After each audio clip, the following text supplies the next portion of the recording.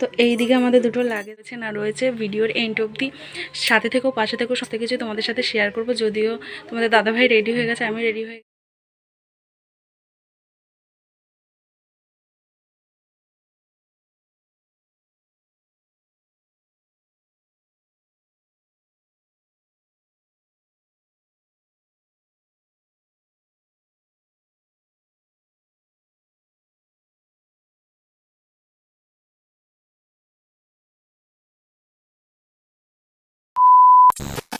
Welcome back to this channel. কেমন আছো তোমরা সবাই? আই হোপ সকলে খুব ভালো আছে, সুস্থ আছে। আমরা বেশ ভালো আছি, সুস্থ আছি।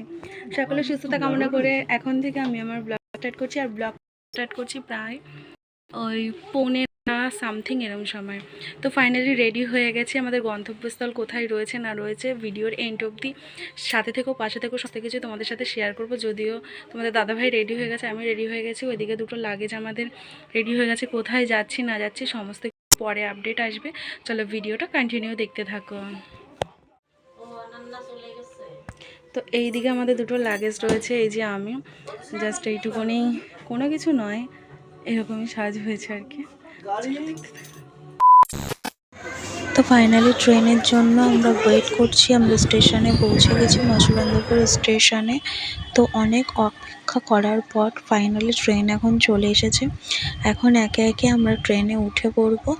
আর আমাদের এখন গন্তব্যস্থান হচ্ছে বারাসাত জংশন। তো ফাইনালি মচলন্দপুর স্টেশনে ট্রেন থামলো। তারপরে তোমাদের দাদাভাই, আমি, বোন ওইদিকে লাগেজ তুলছে। তোমাদের দাদাভাই লাগেজটা তুলবে। লাগেজটা তুলে নিয়ে আমরা তিনজনের সিট পেয়ে গেছি। যেহেতু 9:30 সামথিং ট্রেন ছিল, হয়তো আমার খেয়াল নেই। যেহেতু রাত ভারী হয়ে গেছে, ট্রেনটা একটু ফাঁকাই ছিল।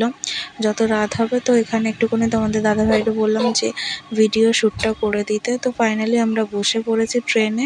ভিডিওটা এত দূরই রাখলাম। এর